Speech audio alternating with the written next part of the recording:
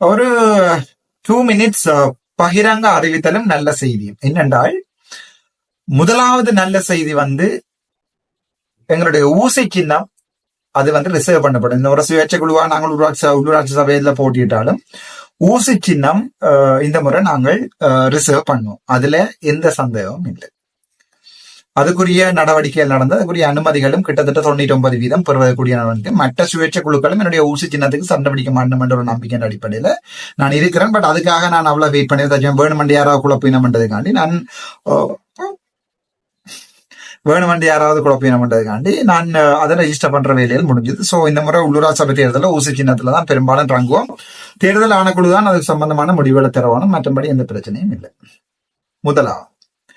ரெண்டாவது, என்னுடைய உள்ளூராட்சி சபை தேர்தலில் யாரும் ஜாயின் பண்ணலாம்னு உங்களுக்கு சொல்லியிருந்தேன். சோ இப்படி என்னுடைய கட்சியில ஜாயின் பண்றது, உங்க கட்சியில தலைவர் நீங்க, செயலாளர் கௌசல்யா, வேறு யார் இருக்கின்ற நீங்க கேட்கிற வழிகளுக்கு சிலதுகளையும் தாண்டின ஒரு பதில் என்னுடைய முக புத்தகத்திலையும் இந்த யூடியூப் டிஸ்கிரிப்ஷன்ன்றதை கிளிக் பண்ணீங்கன்னு சொன்னா அதுல ஒரு லிங்க் கொண்டு இருக்கும். அதுலயும் மற்றும் 077-556-99-24 என்னுடைய மொபைல் நம்பர் அல்லது 076-107-106-5 இந்த இதுலயும் நீங்கள் என்னோட தொடர்பு கொண்டு இந்த ஃபார்ம் அப்ளிகேஷன் எடுக்கலாம்.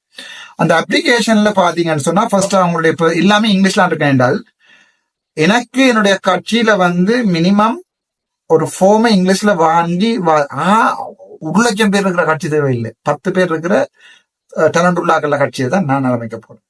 சோ அது வடக்கு மாகாணம், கிழக்கு மாகாணம் எங்கேயும் இருக்கலாம், மலையத்திலையும் இருக்கலாம், கொழும்புலையும் இருக்கலாம். யார் என்றாலும் இந்த பேஸ்புக்லயும் நான் இது போட்டிருக்கிறேன் பாருங்க. அதனுடைய அப்ளிகேஷன் ஃபார்ம்ல முதல்ல உங்களோட டீடைல் இருக்குது, ஃபேமிலி டீடைல் இருக்கு, மற்றது உங்களுடைய பொலிட்டிக்கல் ஸ்டாண்ட்ஸ் இந்த மாதிரி இருக்கு. நீங்களே பஃபாலி ஜாயின் பண்ண போட்டீங்கன்ற ஒரு ஸ்கூட்டி பந்தி ஒன்று விட்டுருக்கேன். இது தவிர உங்களோட எஜுகேஷன் குவாலிபிகேஷன்ஸ் இந்த பேசிக் இன்ஃபர்மேஷன் கேட்டிருக்கேன். அதை விட கீழே ஒரு அஃபிடவிட் ஒன்று இருக்கு, அது சம்பந்தமா தெளிவா சொல்றேன். அந்த அஃபிடவிட்ல போட்டிருக்கு, நாங்கள் கட்சியாக இன்னும் ரெஜிஸ்டர் பண்ணல பஃப்ரா. சோ இந்த மாதிரி உள்ளூராட்சி சபை தேர்தலில் நாங்கள் எப்படி எலெக்ஷன் கேட்க போறோம்னு சொன்னா சுயேட்சை குழு, அதுக்குரிய தலைவர் யார், டாக்டர் ராமநாதன் அர்ச்சனா, அதுக்குரிய செயலாளர் யார், கௌசல்யா நரேந்திரன். இந்த கட்சியில நான் சேரும்போது கட்சியின் பெயரையோ அல்லது ஏனைய உறுப்பினர்கள் யாருடைய பெயரையோ நான் கெடுக்கிற அளவுக்கு எந்த மீடியா ஸ்டேட்மெண்ட்டும் கொடுக்க மாட்டேன், இதுலயும் ஜாயின் பண்ண மாட்டேன். எனக்கு சம்பந்தமா ஒரு முறைப்பாடு வந்தா நான் உடனடியாவே கட்சியிலிருந்து நீக்கப்படுவேன். தலைவரால் அது நீக்கப்படலாம்.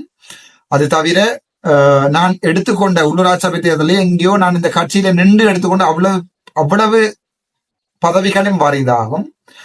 அதிகம் தவிர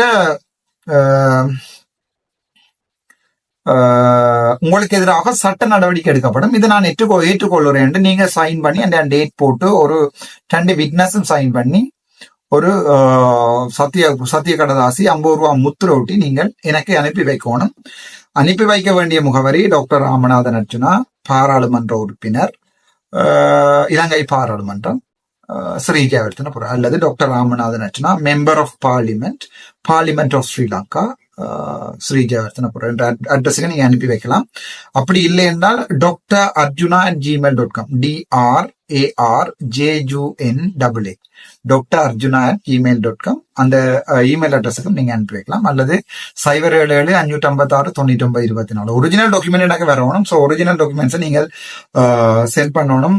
டாக்டர் ராமநாதன் அர்ச்சனா, பாராளுமன்ற உறுப்பினர், இலங்கை பாராளுமன்றம், ஸ்ரீஜாவர்த்தனபுரம், மற்றது அதை எனக்கு அனுப்பி வைக்கலாம். உள்ளூராட்சி சபை தேர்தலில் யாரும் நிக்கலாம், வயதில்லை இல்லை. பட் மினிமம் ஒரு ஃபார்மை இங்கிலீஷ்ல வாசிச்சு அதுல பதில் எழுதக்கூடிய தகுதி வேணும்னு நினைக்கிறேன். அது இல்லாம அரசியல் என்னோட செய்யற கஷ்டம். அந்த தகுதி இல்லாதார்கள் கட்சியில சேர்ந்து கொள்ளலாம், பிரச்சனை இல்லை. பட் இந்த உள்ளூராட்சி சபை தேர்தலில் போட்டியிட இயலாது. மினிமம் குவாலிபிகேஷன் ரீட் பண்ண தெரிய வேணும். கதைக்கோணும், இங்கிலீஷ்ல கதைக்கோணும் எல்லாம் இல்லை, ரீட் பண்ண தெரியணும். ஒரு ஃபார்ம் அது விளங்காட்டி பரவாயில்லை, ரீட் பண்ண தெரியாதாக்கள் எடுத்து ட்ரெயின் பண்றதுக்கும் தயாரா இருக்கிறேன். சோ கட்சியில சேர்றதுக்கான உள்ளூராட்சி சபை தேர்தல் தேர்தலுக்கான அடிப்படை ஃபார்ம் உங்களுக்கு நான் இந்த டிஸ்கிரிப்ஷன்ல போட்டிருக்கேன். அதுதான் இருக்க போறோம்னு சொன்னா, ஏன்னா அந்த வீடியோ பகிர்ந்த ஒரு கருத்தும் தெரிவிக்கிறேன்னு சொன்னா, ஒற்றுமையாக இருக்க போறோம்னு சொன்னா யாருமே அதை விரும்பினோம். யாருக்கு அந்த ஒற்றுமையா இருக்க விருப்பம் இல்லை?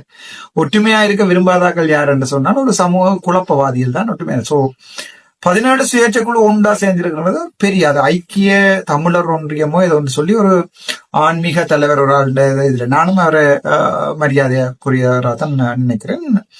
அது நல்ல விஷயம். ஸோ அந்த வீடியோல அவர் சொல்லியிருக்கிறேன், இளம் தமிழ், அதாவது உங்களுக்கு தெரியும் காலங்காலமா தமிழ் தேசிய கூட்டமைப்பு, தமிழரசு கட்சி, அந்த எல்லாம் என்னென்றால் கிழவன்கள் அரசியல். அது உங்களுக்கு வடிவாவே தெரியும். நான் நினைக்கிறேன் தமிழ் தேசிய பாராளுமன்றத்துல தமிழ் தேசிய தமிழர்களுடைய பிரதிநிதியில வயது குறைஞ்சது நான். வேறோட நான் கதைக்க விரும்பல, என்னென்ன இருக்கோ அதை நீங்களே பார்த்துக்கொள்ளலாம். எனக்குரிய தகவல் என்னன்றது உங்களுக்கு தெரியும்.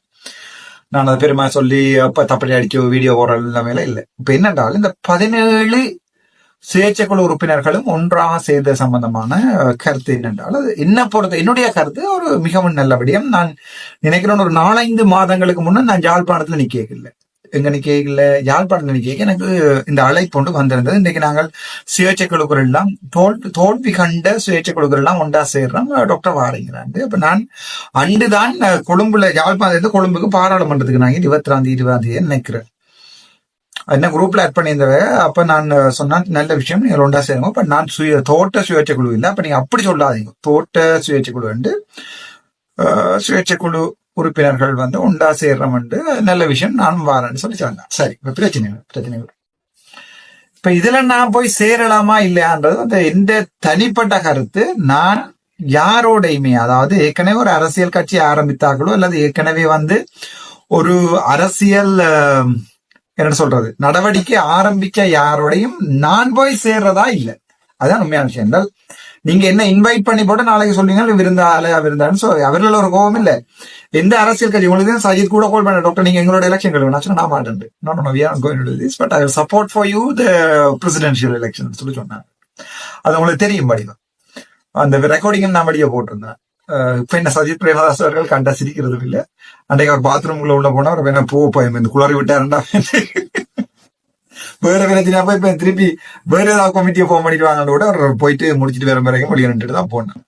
ஏன் நான் சொல்றேன் என்றால், யாரோடையுமே சேர்றதா நான் தயாரா இல்லைன்னு நான் சொல்ற அர்த்தம், எனக்கு ஆக்களை சேர்க்க மாட்டேன் இல்ல. ஏற்கனவே ஒரு அரசியல் பாதையில பயணிக்கிறார்களுக்கு வெவ்வேறு கொள்கைகள் இருக்கும். அர்ச்சுனாட்ட கொள்கைன்றது அநீதிக்கு எதிரான குரல். எங்க அநீதி நடக்குமோ அங்க நான் நிற்பேன். அநீதிக்கு எதிரான குரல் எங்க அட்டூழியம் நடக்குதோ, அங்க யாரோ ஒரு ஒடுக்கப்பட்ட சமூகமோ இல்லாட்டி சாதியாலேயோ மதங்களாலேயோ யாராவது ஒதுக்கப்பட்டா அங்க நான் நிற்பேன். வைத்தியசாலையில வந்து அவர்களுக்குரிய விஷயங்கள் நடக்குன்னு சொன்னா அங்க நான் நிற்பேன். அதுதான் அநீதிக்கு எதிரான குரல்.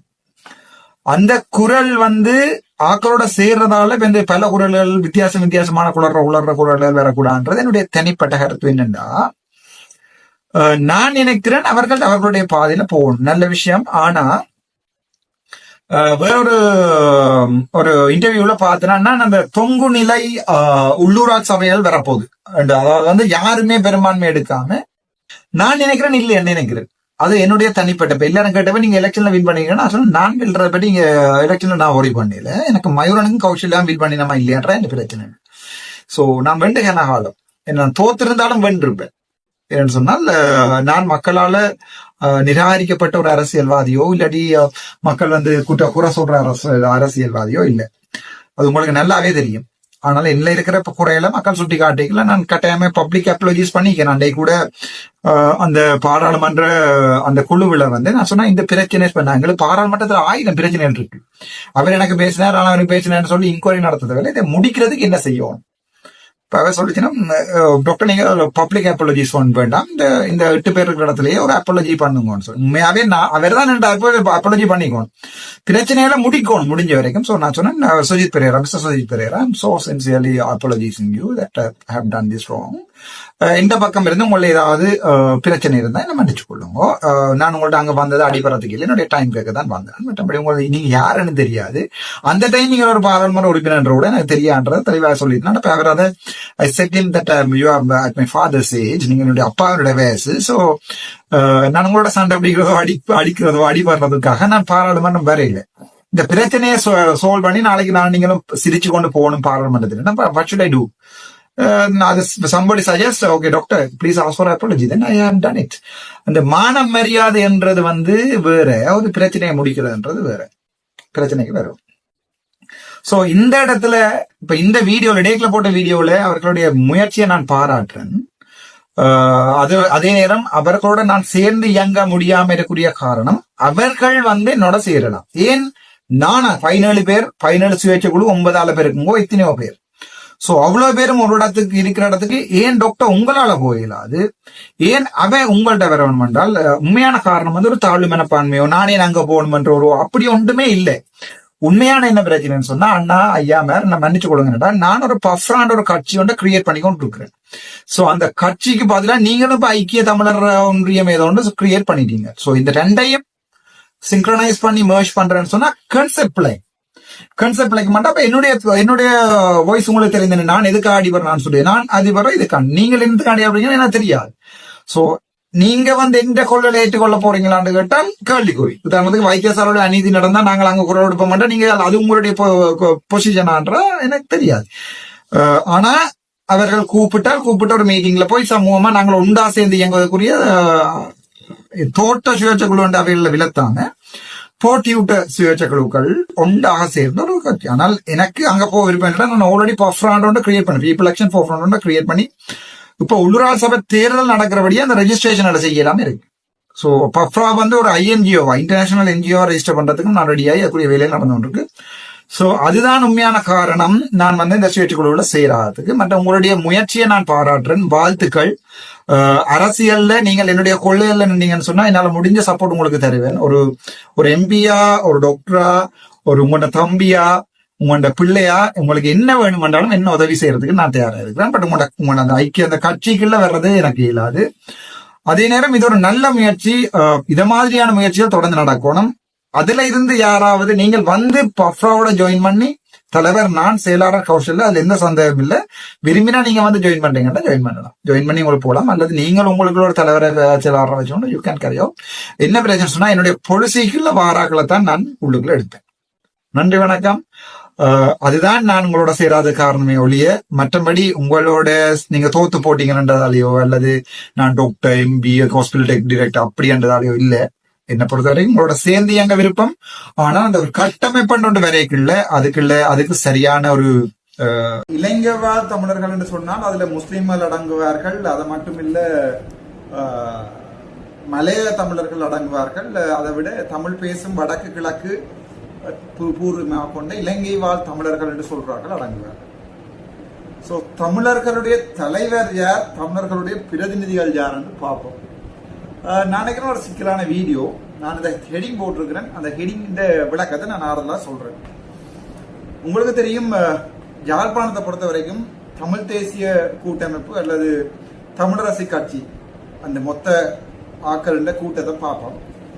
அதுல நான் நினைக்கிறேன் மதிப்புக்குரிய கௌரவ பாராளுமன்ற உறுப்பினர் ஸ்ரீதரன் மட்டும்தான் யாழ்ப்பாணம் கிளர்ச்சி மாவட்டத்தை பிரதிநிதிப்படுத்துற ஒரு தமிழரசு கட்சியின் பாராளுமன்ற உறுப்பினர். அது தவிர கிளிநொச்சி முல்லதீவு வன்னி தேர்தல் மாவட்டம் கிழக்கு மாவட்டம் மொத்தமாக அதோட தமிழ்ல அகில இலங்கை தமிழ் காங்கிரஸ் நினைக்கிறேன். அதுல இருந்து இப்பதான் பாடமாகி கொண்டிருக்கிற கட்சிகள பேரு. மதிப்புக்குரிய பாராளுமன்ற உறுப்பினர் கஜேந்திரநாத் பொன்னம்பலம் அவர்கள் போன்றார்கள் வந்து தமிழர்களுடைய பிரதிநிதிகள், இன்க்ளூடிங் மீ, நான் உட்பட தமிழர்களுடைய பிரதிநிதிகள் என்று நாங்கள் சொல்லிக் கொள்றோம். மக்கள் எங்களுக்கு வாக்கு போட்டு பாராளுமன்றத்துக்கு அனுப்பி இருக்கிறார்கள், தம்பி போய் கதைச்சிட்டு வாங்குவோம், எங்கள் சம்பந்தமான எங்களோட பிரச்சனையில கதைங்கோ என்பதுதான் பாராளுமன்றத்துல நாங்கள் தெரிவு செய்யப்பட்டதின் அடிப்படை. அந்த அடிப்படையில பார்க்கல பாராளுமன்றத்தில் உண்மையான பிரதிநிதிகள் யார், தமிழ் மக்களுடைய உண்மையான பிரதிநிதிகள் யார் என்று பார்த்தா அது ஒரு பெரிய ஒரு கேள்விக்குறியான விடயம். என்னென்றால் நாங்கள் தமிழ் மக்களை ஒட்டுமொத்தமாக பிரதிபலிக்கிறோம் என்று கேட்டா இல்லை. நாங்கள் செய்கிறது வந்து எங்களுடைய அரசியல், கட்சி அரசியல், தேசிய அரசியல் யாரும் செய்ததும் இல்லை, மக்களுடைய அரசியலை யாரும் இதுவரைக்கும் செய்ததும் இல்லை, எல்லாருமே கட்சி அரசியல். ஸோ கட்சி அரசியல் பார்த்தா தமிழரசு கட்சியின் அரசியல் ஒன்று இருக்கு. கிழக்கு மாகாணத்தில் மஹிந்த ராஜபக்ச அவர்கள் கிழக்கு மாகாணத்துக்கு இன்ட்ரோடியூஸ் பண்ணிவிட்ட தம்பி சாணக்கியன் அவர்கள் இப்போது கிழக்கு மாகாணத்தின் தமிழ் தேசியத்தின் பேச்சு பொருளா, அதாவது பேச்சாளரா மாறி இருக்கிற நிலைமைக்கு வந்து தமிழரசு கட்சி ஒரு கேவலமா போயிருக்கு. அதான் உண்மை. உங்களுக்கு பார்த்தா தெரியும். இப்ப அவர் யாருக்கு எதிராக வழக்கு போட்டிருக்கிறாரோ அவர்கள அவரோட நின்று மேடைகள்ல கதைத்ததை நீங்கள் பார்த்திருக்கலாம். அவர் சம்பந்தமாக கதைத்த அந்த வீடியோக்கள் இருந்திருக்கிறது நான் பார்த்திருக்கிறேன். பட் அது சம்பந்தமாக நான் எந்த கருத்தையும் தெரிவிக்க விரும்பல. அது அவர்களுடைய அரசியல். சில பேர் கேட்டால் நீங்கள் மாறுறீங்கள் தானே என்றால் மாறலாம். நாங்கள் எதற்காக அரசியலுக்கு வந்திருக்கிறோம் என்றது கேள்விக்குறி. ஆனால் மாறலாம், அது வேற பிரச்சனை. அது அவர் முதலாவதாக புகட்டு கட்சி என்று சொல்லப்படுகின்ற கட்சியை பிரதிநிதிப்படுத்திட்டு இப்போது மக்களுடைய பிரதி தமிழ் மக்களுடைய தமிழீழ பிரதிநிதியாக மாறலாம். அது அவருடைய விருப்பம். அவர் வந்த பிறகு தான் இந்த கட்சியிலிருந்து வந்தானோ அவர்களுக்குரிய துரோகத்தை செய்துவிட்டு வளமையான தமிழர்களுடைய பாணியில துரோகம் செய்து வரலாம். அவர் இப்ப தமிழரசு கட்சியில இருக்கிறார். இப்ப எனக்கு என்ன கேள்வி என்றால், மக்களுக்கு இருக்கிற கேள்வி, நான் அண்மையில மதிப்புக்குரிய அரசியல் ஆய்வாளர் நிலாந்தன் என்று தான் ஒரு அரசியல் ஆய்வாளர் என்று சொல்லிக் கொள்கின்ற நிலாந்தன் நினைக்கிறேன் அவருடைய என்று சொல்லப்படுகின்றவருடைய பேட்டி ஒன்று அண்மையில ஒரு சமூக ஊடகம்ல பார்த்தேன். அதுல அவர் சொல்லியிருக்காருன்னு சொன்னா ஒற்றுமையை பற்றி கதைச்சிருக்கிறார். ஒற்றுமை என்றா என்ன?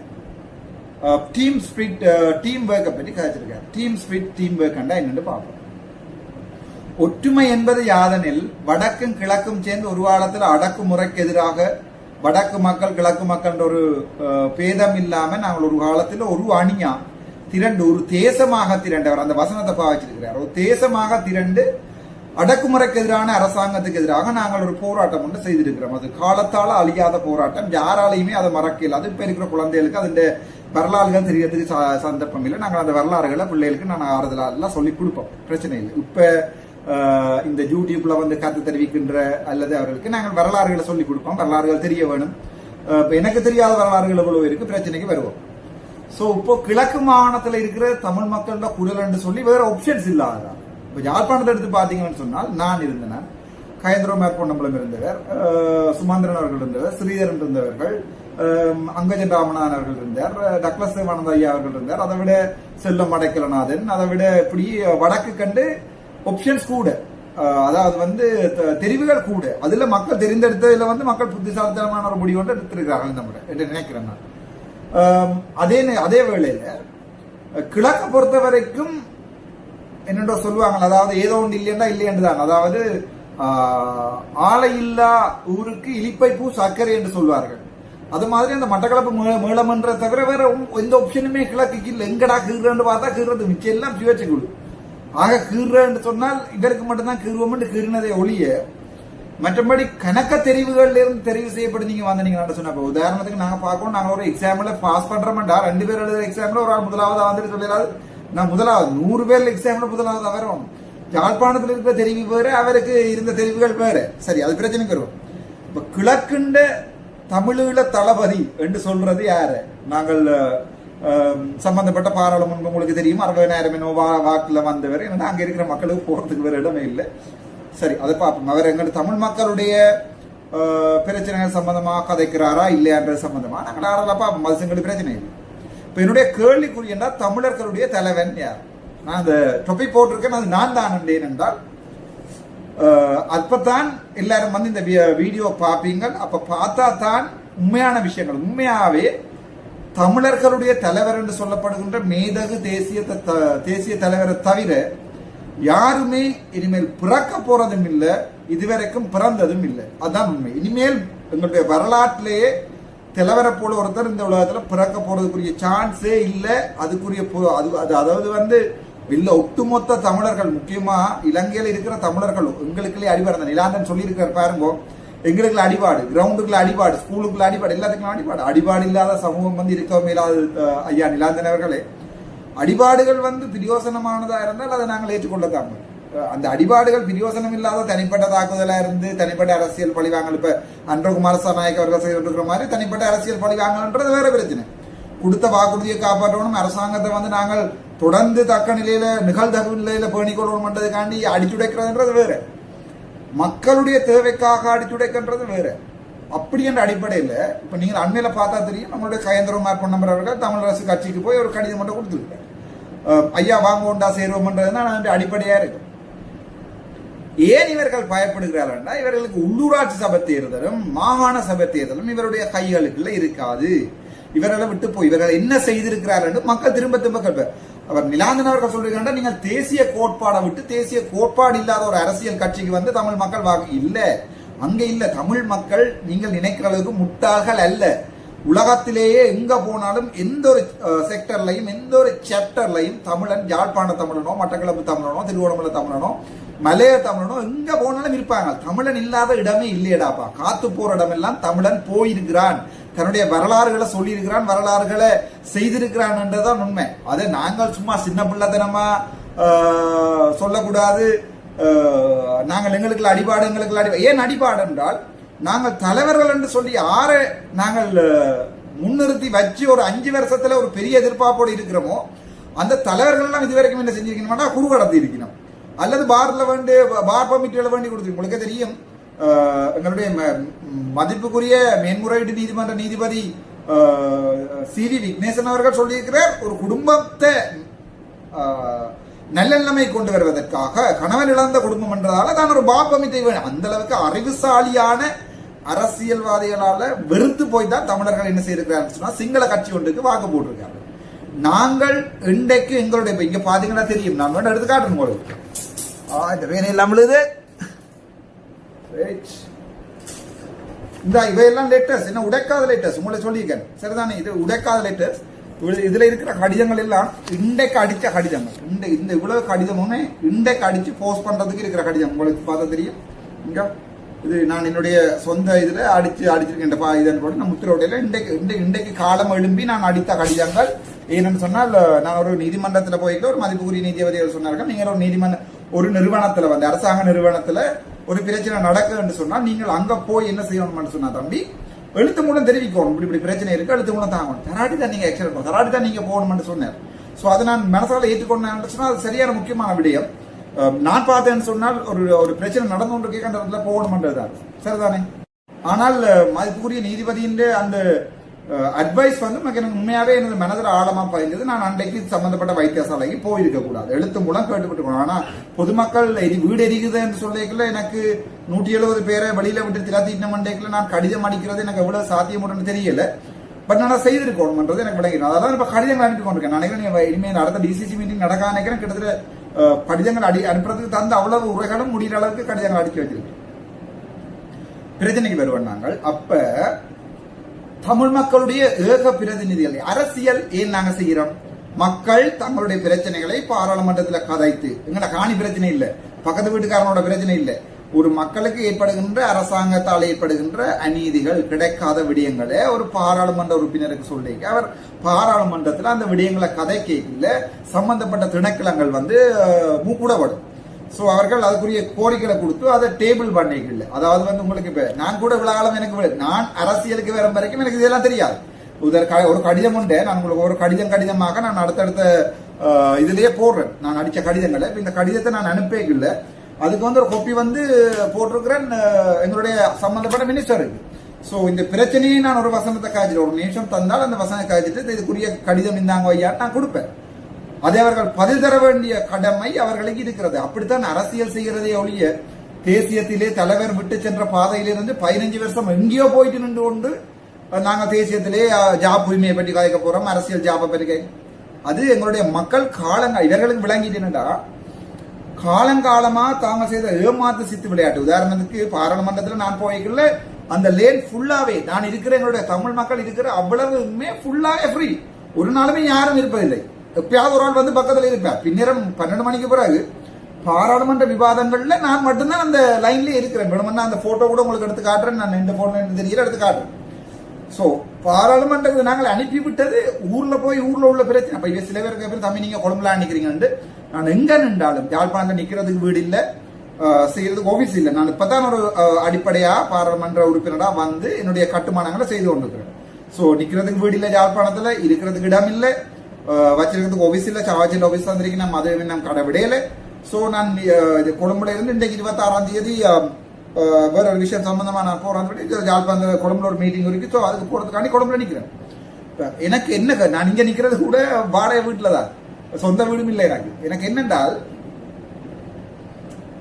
யாருடைய தலைவர் என்று நாங்கள் யாரை எதிர்பார்க்கணும் சொன்னா, எவனொருத்தன் தமிழுக்காகவும் தமிழ் மக்களின் எதிர்காலத்துக்காகவும் தன்னை அர்ப்பணிக்க தெரிஞ்சவனோ அவன் தான் தலைவர். அதை நீங்கள் இருக்கிற பாராளுமன்ற உறுப்பினர்கள்ல யார் தன்னுடைய உடல் உயிர் எல்லாத்தையுமே மக்களுக்காக அர்ப்பணித்து போனா போகட்டும், படிச்ச படிப்பு போனா போகட்டும், வேலை போனா போகட்டும், சுர்ராபாண்டு யார் ஒருத்தன் நிக்கிறானோ அவன் தான் மக்களுடைய பிரதிநிதியாக எப்பவுமே ஏற்றுக்கொள்ளப்பட வேண்டும். நான் பார்த்தேன் கஜேந்திரகுமார் பொன்னம்பர் அவர்கள் முந்தின ஒரு காலத்துல ஒரு இதொன்று பார்த்தேன். நான் அதுல அவர் சொல்லியிருக்கிறார் தான் தான் தமிழ் மக்களுடைய மாற்று தலைமை. இப்ப என்ன பிரச்சனைடா, எல்லாருக்குமே தலைவராகதான் பிரச்சனை. எல்லாருக்குமே தலைமை, அந்த அந்த அந்த சீட் முதலமைச்சர் வடக்கு மாநில சபை, எனக்கு வடக்கு மாநில முதலமைச்சர் சீட் தேவையில்லை. என்ன பிரச்சனை என்றா, அதை நான் விட்டா 2014 ஆண்டு இவர்கள் செய்த மாதிரியே இன்றைக்கும் மறுபடியும் திருப்பியும் ஒரு 5 வருடம் மாகாண சபை எடுத்து வச்சு ஒன்றுமே தெரியாம செய்வார்கள். ஏன் ஒரு வைத்தியத்துறையில இருந்து நான் அரசியலுக்கு ரங்க வேணும் என்று சொன்னால், நான் ஒரு வைத்தியனா இருந்தோடு இந்த நாட்டில இருந்து வெளிக்கிட்டு போயிருக்கலாம். நாட்டில இருந்து வெளிக்கிட்டு போன எத்தனையோ வைத்திய அதிகாரிகள் சம்பந்தமா நான் என்னோட வீடியோவும் போடுறேன். என்னுடைய நண்பன் பயந்து அந்த ஸ்லைடை வச்சிருக்கு, நான் போடுற வீடியோன்னு போடுறேன். நான் படிச்சிருக்கிறேன், என்னோட வேலை இருக்குது, என்னோட அடிப்படையா காசு இருக்குது. நான் வெளிநாட்டுக்கு தாராளமா கிடக்கிறத அதை வித்துட்டு போயிருக்கலாம். போயிருந்து கொண்டு அங்கிருந்து 1-2 பேர் 100க்கு 99% ஆக்கள் தமிழ் தேசியத்துல உணர்வாகவும், ஆனால் 1-2 வைத்தியர்கள் உங்களுக்கு தெரியும் லண்டன்ல இருந்து மனநோயாளி என்று சொன்னா கூட மனநோயாளிக்கு கூட வெக்கமா இருக்கும். அந்த சிசோப்ரினியா நான் இப்படி சொல்லக்கூடாது, ஆனா நான் நினைக்கிறேன் சம்பந்தப்பட்ட வைத்தியர் வந்து சிசோப்ரினியாவை தாண்டின ஒரு மனநோய் இருக்குன்னு நினைக்கிறேன். அது ICD-10 கிளாசிபிகேஷன்லயே இல்லை, எங்கேயாவது தேடி பிடிக்கணும். அவருக்குரிய தாழ்வு மனப்பான்மையா அல்லது டிப்ரெஷனா, டிலூஷனா, மேனியாவா என்ன ஒன்றுமே தெரியாது. எழுதுறது முழுக்க யாரையும் பற்றிய காழ்ப்புணர்ச்சி, மிது ஜோக்குகள் எழுதுன்றது வேற. இவன் கள்ளன் அவன் கள்ளன் என்று சொல்லி அந்த டிலூஷன் என்று சொல்வார்கள். இப்ப இது வந்து ஒரு ஸ்டெப்ல கிளிக். இதை நான் பார்த்து கத்தி கத்தி கத்தி என்று கத்தினா அதுக்கு பேர் டிலூஷன். அது வந்து ஒரு ஃபோர்ஸ் பிலீவ். இப்ப இப்படியான வைத்தியர்கள் மாதிரி நானும் வெளிநாட்டுக்கு போய் இன்டர்பார்ட் உழைச்சு கொண்டு இருந்திருக்கலாம். நான் ஏன் போகையில் என்று சொன்னால், எங்களுடைய மக்கள் இனியும் யாரை நம்புவார்கள் என்ற தேவை எனக்கு இருந்தது. நான் சவாச்சேரியில குரல் எழுப்பேக்க எனக்கு எந்த ஒரு ஐடியாவும் இல்லை பாலிடிக்ஸ் பாருது. என்ன பொறுத்த வரைக்கும் சவாச்சேரி ஹாஸ்பிட்டல் இப்ப போய் பாருங்க, சவாச்சேரி ஹாஸ்பிட்டல் எப்படி இருக்குன்னு சொல்லி. அதுக்கு இப்ப இருக்கிறார்கள் தான் காரணம். ஆனா அதுண்ட அத்திவாரம் போடைக்குள்ள ஒரு வம்பட்டியால ஒரு கொத்தாவது நான் கொத்தி இருக்கிறோட சந்தோஷம். அந்த ஹாஸ்பிட்டல் டெவலப்மெண்ட்டுக்கும் பெயிண்ட் எல்லாம் அடிச்சு அவ்வளவு வடிவா இருக்கு, அவ்வளவு நீட்டா இருக்கு, 4 டிசிப்ளினும் இருக்கு. எல்லாரும் சொல்லி சவாச்சேரி ஹாஸ்பிட்டல் நல்ல வடிவா ஐயான்னு சொல்லி. அது வந்து செய்தது அரசு, நான் இல்லை, நான் இந்த சொந்த காலத்துல செய்யல. ஆனா அதுக்குரிய விசில் ப்ளோவரா இருந்திருக்கிறது என்ன பொறுத்த வரைக்கும் வரலாற்றுல யார் விரும்பினாலும் விரும்பாலும் அழிக்க இல்லாத ஒரு விடயம். மக்களுடைய அரசியல் பிரச்சனை சம்பந்தமான விசில் ப்ளோவராக இருக்க போறவர் தான் மக்களுடைய முதன்மை பிரதிநிதியா இருக்கலாம். எல்லாரும் பிரதிநிதியா இருக்கலாம். யார் மக்களுடைய தலைவர்? அப்ப நாங்கள் சும்மா தையிட்டு விகாரையை மட்டும் கதைச்சு கொண்டு அல்லது தையிட்டு விகாரையில தன்னுடைய முதல் இருந்த பாராளுமன்ற உறுப்பினரை அனுப்பி அப்படி குந்தி இருந்தபடி அப்படியே தூக்கி கொண்டு போற மாதிரி ஒரு வீடியோ போட்டுட்டு நாங்கள் என்ன சொல்லலாது, நாங்கள் மக்களுடைய பிரதிநிதிகள் சொல்லலாது. அடிப்படையா அரசியல் என்னன்னா மக்களோட கதைச்சு மக்களோட சாப்பிட்டு அவங்களோட திண்டு அவங்களோட எழும்பி அவங்களோட மண்வெடி எடுத்து கொத்தி அவங்களோட போய் கடை தொழிலுக்கு போய் அவங்களோட மீன் பிடி, அதுதான் அரசியல். அதுதான் அரசியல். அதை விடுத்து போட்டு நாங்கள் பெரிய கொழும்புகள்ல கோட் சூட்டுகளை போட்டு இருந்தோண்டு கதைக்கிறது அரசியல் இல்லை. நான் அடிப்படையா யாழ்ப்பாணம் இப்ப எனக்கு பாருங்க, இன்றைக்கு 26ஆம் தேதி, இன்றைக்கு இரவு ஓடணும், திருப்பியும் 31ஆம் தேதி கேஸுக்கு வரணும், 5ஆம் தேதி பாராளுமன்றம் தெரியதான் செய்து கொண்டிருக்கிறேன். நான் எனக்கு 10,000 டிரைவர்ஸை வச்சோ அல்லது பாராளுமன்றத்தில் அந்த டிரைவர்ஸுக்கு கொடுக்கக்கூடிய சம்பளம் கூட எனக்கு தெரியல. எனக்கு நான் அப்ளிகேஷனை கொடுத்துருக்கிறேன், அது கூட எனக்கு தெரியல. தந்தா நான் யாரோ அண்ணா தம்பியோ யாரோ ஒரு ஆளை வச்சு ஓடுவேன், அது கூட எனக்கு தெரியல. அது லேட்டாக தான் அந்த ஃபார்ம் அனுப்பினவே, அதுக்குரிய போலீஸ் கிளியரன்ஸ் எடுத்து கொடுக்க வேண்டியிருக்கு. அப்ப இவனொருத்தன் வந்து எல்லாத்தையுமே இழந்து போய் மக்களுக்காக போராடுகிறோம்னா அவனைத்தான் தலைவனா ஏற்றுக்கொள்ளுமே ஒழிய சமூகம் தையிட்டு விகாரையோ அல்லது நாங்கள் கட்சியில் ஒன்றா சேர்றோம்ன்றதை காட்டுறதையோ நீங்கள் ஒரு நாளுமே அரசியல் தலைவராகிறார். எனக்கு இந்த கதையை சொல்ல விருப்பம் இப்பண்டா நான் ஒரு சாதாரண பொதுமான ஒரு அரசியல்வாதி இருந்தோண்டோ இந்த கதையை நான் சொன்ன இவர்கள் சொல்வார்கள் தங்களை மடை அடிக்கிறேன்னு சொல்லுவாங்க சிங்களத்துல, தங்களுக்கு சேறு பூசுவதற்காக தான் இவர் இந்த வீடியோ போடுறாரு. எனக்கு இந்த கதையை சாதாரண ஒரு பொதுமானா சொல்ல விருப்பம். ஆனா நான் பொதுமானா இருந்த காலத்துல ஒரு நாளுமே சொன்னதும் இல்லை, 38 வருஷம் போட் போட்டதும் இல்லை. அண்மையில ஒருவர் கேட்டிருந்தார், அது இப்ப ஜோசிக்கு தான் அடுத்தடுத்த டாபிக் வருது, நீங்க சாச்சேரி வைத்தியசாலையில இவ்வளவு ஆழம் இருக்கீங்கள, ஏன் நீங்க செய்யல, இப்ப அரசியலுக்கு போறதுக்காகத்தானே வந்து பிரச்சனை தொடங்கினீங்க. நான் சம்பந்தமா லெட்டர் இன்றைக்கு தான் நம்பிட்டு இருக்கு, 2019, 2021ஆம் ஆண்டு அடிச்ச கடிதங்கள் அது சம்பந்தம் என்னோட வீடியோ போடுறேன். சரி, சோ இப்ப மக்கள் தான் சொல்ல வேணும் உண்மையான தலைவன் யார். நீங்கள் யார்கிட்ட உள்ளூராட்சி சபையை கொடுக்க போறீங்க? உள்ளூராட்சி சபை உங்களோட மக்களோட கரிசனையோட பாதைகள் திருத்தணும், பாதைகள் மாத்தணும் செய்ய போற ஒரு ஆள்கிட்ட உள்ளூராட்சி சபையை கொடுக்க போறீங்களா? அல்லது தமிழ் தேசியம் கதைச்சு நாங்கள் வேற வேற நாடுகள் கனடா எம்பசி அம்பாசிடர் கண்டு கதைச்சு கொண்டு கதைக்கிறாங்க. நான் கூட இன்றைக்கு கூட போறேன் ஒரு இடத்துக்கு மீட்டிங். அது அது அழைப்பு நிமித்தம் போறனே ஒழிய நானா போய் கதைக்கல ஒரு இடத்துல அழைப்பு வந்திருக்குது இன்னைக்கு இந்தியன் ஹை கமிஷன்ல இருந்து வாங்குவோம்னு சொல்லி அதுக்கு தான் போறேன். அங்க போனா மீனவருடைய பிரச்சனை கட்டாயம் கதைப்பேன். அதுல எந்த சந்தேகமும் இல்லை. அவங்க சொல்லுவா அந்த பிரச்சனை படுத்த தான் வந்திருக்காண்டு பக்கத்துல இருக்கிற ஆடியாவது கதைப்பேன். ஏன் நீங்கள் இப்படி செய்யல ஒரு ஆக்ஷன் எடுத்துக்கலாம். அதுதான் அரசியல்வாதி மக்கள் பிரதிநிதிக்கு ஒரு அழகு. அதை விட்டுட்டு நாங்கள் தையடிவியாரையை பற்றி கேச்சு கொண்டு நாங்கள் தமிழரசு கட்சியோட சேர்றோம் என்று வீடியோக்களை போட்டுக்கொண்டு எனக்கு விளங்கையில யாரையும் மக்கள் அரசியல் தலைவராக ஏற்றுக்கொள்ளலாம். ஆனால் ஏற்றுக்கொள்ற மக்களுக்காக இருக்கிறார்கள் மட்டும் சிந்திங்க. நீங்க என்ன பற்றி யோசிக்க தேவையில்லை. இன்னொரு 5 வருஷத்துல அரசியல் கட்சியில நான் இருப்பேனோ தெரியாது. ஆனால் என்னுடைய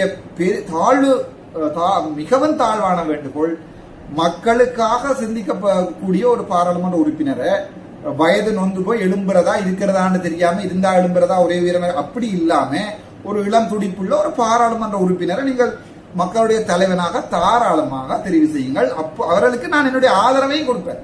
ஒரு நல்ல ஒரு ஆளை தமிழ் மக்கள் தெரிவு செய்யணும். முக்கியமா திரும்ப சொல்றேன், வடக்கு மாகாண சபை என்றது தமிழ் அதாவது வடக்குல இருக்கிற ஒவ்வொரு தமிழன் தலைவிதியை தீர்மானிக்கிற இடம்.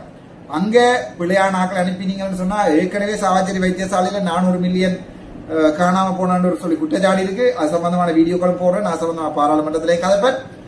அதையும் தவிர நான் நினைக்கிறேன் வடக்கு மாநகரைக்கு வந்த நிதிகள் அவ்வளவுமே திருப்பி அனுப்பப்பட்டிருக்கு.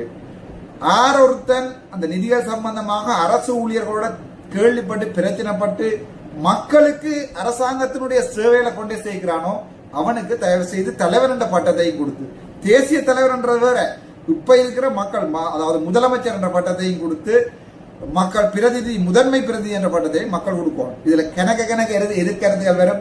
கணக்கு கருத்து அரசியல் கருத்து எதிர்கருத்துக்காக நீங்கள் நிக்கிற இடத்துல இருக்கிற உங்களுடைய போஸ்மாரை பற்றி சற்று சிந்திங்கோ. பிள்ளையா உங்களுக்கு விளங்குதாத பிள்ளைண்டு அங்க முனகாம என்னோட சேரலாம். உங்களுக்கு அபிடவிட் சைன் பண்ணி போட்டு நீங்க என்னோட ஒர்க் பண்ணலாம். நானும் நீங்களும் ஒரு சமத்துவமான அடிப்படையில், நான் பாராளுமன்ற உறுப்பினர் டாக்டர் எம்பி அது இது ஒன்றுமே இல்லாம மச்சான் என்று சொல்லி உங்களோட சேர்ந்து அரசியல் செய்யற அளவுக்கு நான் அந்த அளவுக்கு நான் தயாரா இருக்கேன்.